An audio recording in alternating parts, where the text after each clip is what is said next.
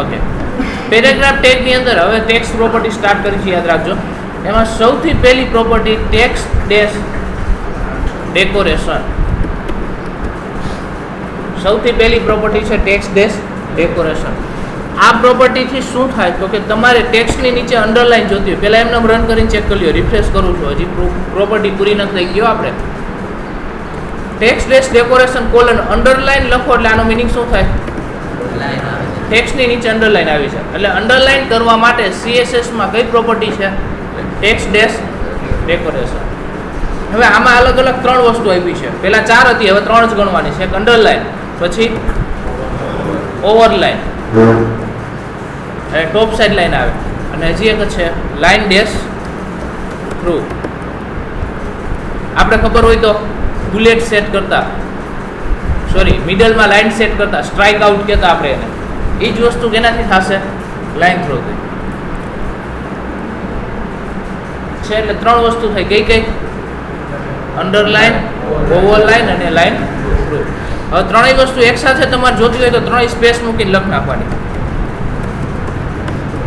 Sequence requirement નથી, યાદ રાખજો ખાસ. Underline space overline space line through લખ્યો એટલે આનો મિનિંગ શું થાય? 3 વસ્તુ એકસાથે એપ્લાય થાય. જુઓ છે, 3 એકસાથે લખવું હોય તો યુઝ કરી શકો. 2 જોતો હોય તો 2 લખો, 2 વસ્તુ એપ્લાય થાય. જેટલી વસ્તુની રિક્વાયરમેન્ટ હોય એટલું લખવાનું, સ્પેસ મૂકીને લખવાનું છે. ક્લિયર? આમાં કોઈ નો સમજણ? આમાં હજી એક વસ્તુ હતી પહેલા, બ્લિંક. બ્લિંક આપણે કહેતા ને 1 સેકન્ડ માટે આવે પાછું નહીં ભયું જાય.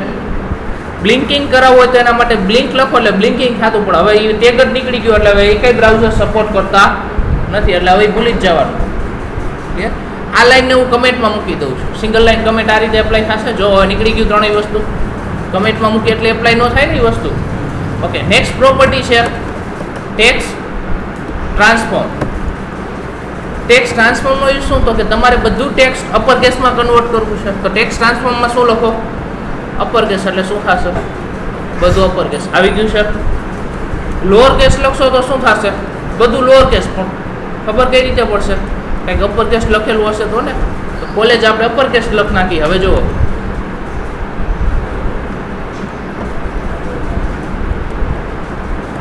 છે કોલેજ એ લોઅર કેસ થઈ ગયું ને.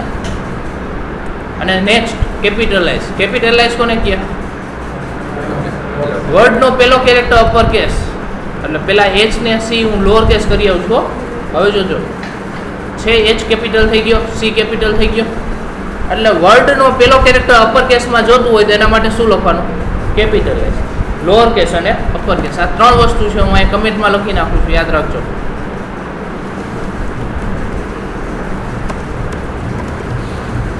એક અપર કેસ, લોઅર કેસ અને કેપિટલાઇઝ. ક્લિયર આટલી વસ્તુ? નેક્સ્ટ આગળ વધી છે. ત્યાર પછી ટેક્સ્ટ અલાઇન. ટેક્સ્ટ અલાઇનથી શું થાય? તમારું ટેક્સ્ટ છે એ સેન્ટરમાં જોતો હોય તો ટેક્સ્ટ અલાઇનમાં શું લખો? સેન્ટર. એટલે જેટલું ટેક્સ્ટ છે બધું કેમાં આવશે? સેન્ટર. રાઈટ લખો તો રાઈટ સાઈડ છે. આમાં એક નવી વસ્તુ આપી છે, એ પહેલાં જોઈ લે. હું પહેલાં કમેન્ટમાં મૂકી દઉં છું એટલે લેફ્ટ સાઈડ આવશે ટેક્સ્ટ. હું ડિસ્ક્રિપ્શન થોડુંક વધારું છું.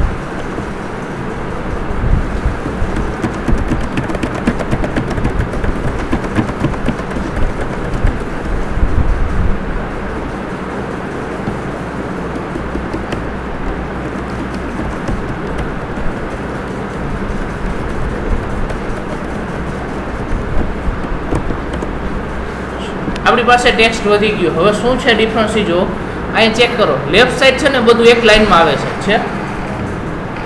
ટાઈમે આવો છોકરો, આગળ આવતા રહ્યો.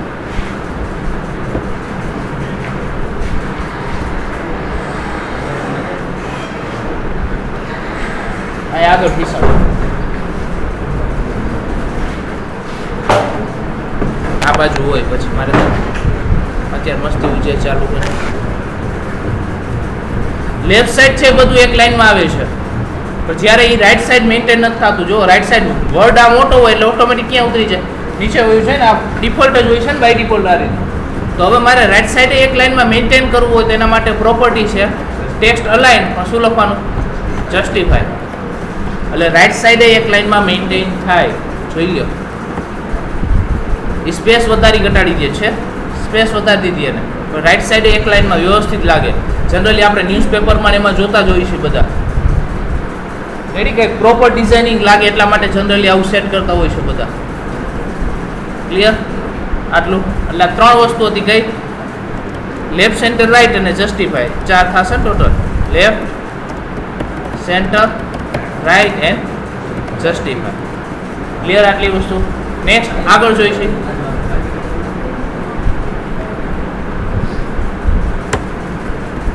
Text indent. પેરેગ્રાફ ટેગ થી શું થાય? પી ટેગ આપણે લઈએ એટલે શું થાય? પેરેગ્રાફ પડે પહેલી લાઈનમાં. HTML માં એવું નથી, મેં ત્યારે જ કીધું હતું તમને. HTML માં પહેલી લાઈનમાં સ્પેસ છોડીને આપણે પેરેગ્રાફ કહેતા ને, પણ HTML માં એવું છે નહીં.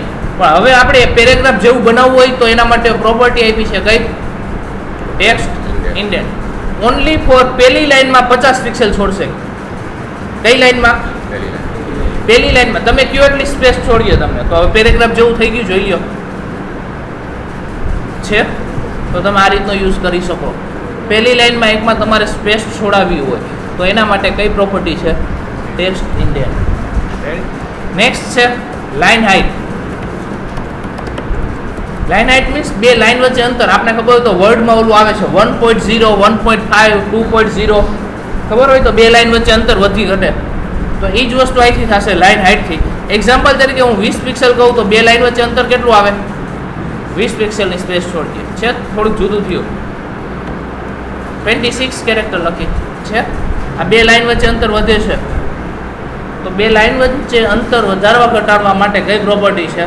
Line height. પણ એક વસ્તુ યાદ રાખજો, આ કઈ રીતનું કાઉન્ટ થાય છે? આ H નો ઉપરનો ભાગ છે ને, ટોપ પાર્ટ, અહીંયાથી આ અંતર કેટલું જોઈ છે ને દૂર કહેવાનું. એટલે અહીંથી આ અંતર કેટલું હોય? 26 પિક્સેલ હોય. રેડી? હવે હું 0 પિક્સેલ કહું તો શું થાય? એક લાઈનમાં બધું આવે, કારણ કે ઉપરના ભાગથી નીચેનો ભાગની જગ્યા જ નથી કીધી, એટલે બે લાઈન વચ્ચે આ અંતર જ ન આવે. એકની લાઈન ઉપર બીજી લાઈન, બીજી લાઈન ઉપર ત્રીજી લાઈન. સમજાણું? એટલે આ રીતનું કાઉન્ટ થાય છે, એટલે યાદ રાખજો. સમજાણું આટલી વસ્તુ? Line height. ત્યાર પછી નેક્સ્ટ પ્રોપર્ટી છે લેટર સ્પેસિંગ. બે કેરેક્ટર વચ્ચે જગ્યા વધારવા ઘટાડવા માટે કઈ પ્રોપર્ટી છે? Letter spacing. બે કેરેક્ટર એટલે ક્યાં થશે? H ને A. હરિવંદના લખ્યું છે તો H અને A વચ્ચે છે જુદા જુદા કેરેક્ટર. બે કેરેક્ટર વચ્ચે સ્પેસ વધારવા ઘટાડવા માટે લેટર સ્પેસિંગ. ત્યાર પછી છે વર્ડ સ્પેસિંગ. બે વર્ડ વચ્ચે જગ્યા વધારવા ઘટાડવા. બે વર્ડ એટલે આ થશે ને હરિવંદના કોલેજ છે આ. પણ અત્યારે ઓલરેડી તમને વધારે લાગે જ છે. એ પાછળનું રીઝન એ છે કે અહીંયા આપણે જસ્ટિફાઈ કર્યું છે ને, જો અહીંયા સ્પેસ વધારે, અહીંયા સ્પેસ ઓછી, તો એવું થોડું હોઈ શકે. બે હરખું જ અંતર હોવું જોઈએ ને, પણ સરખું જ અંતર છે, પણ ખબર ક્યારે પડે? જો હવે આ અંતર જોવો, આ જે વચ્ચે સ્પેસ આવે છે એની આ સ્પેસ કાંઈ ડિફરન્ટ નથી બે વચ્ચે, બધી સ્પેસ સરખી જ છે. પણ એ શું કામ વધારે ઘટાડે? કારણ કે આપણે ટેક્સ્ટ લાઈન જસ્ટિફાઈ કીધું તો એ તો અંતર એટલું જ છોડ્યું હતું, પછી એને મેન્ટેન કરવા માટે એ કરી નાખે ને, સ્પેસ વધારે ઘટાડે, એટલા માટે એ વસ્તુ થાય છે. બાકી સરખી જ આવે હંમેશા. થઈ ગયું? આટલી પ્રોપર્ટી હતી. કેમાં હતી? ટેક્સ્ટ પ્રોપર્ટીની અંદર. લખી લો હાલો ઝડપથી.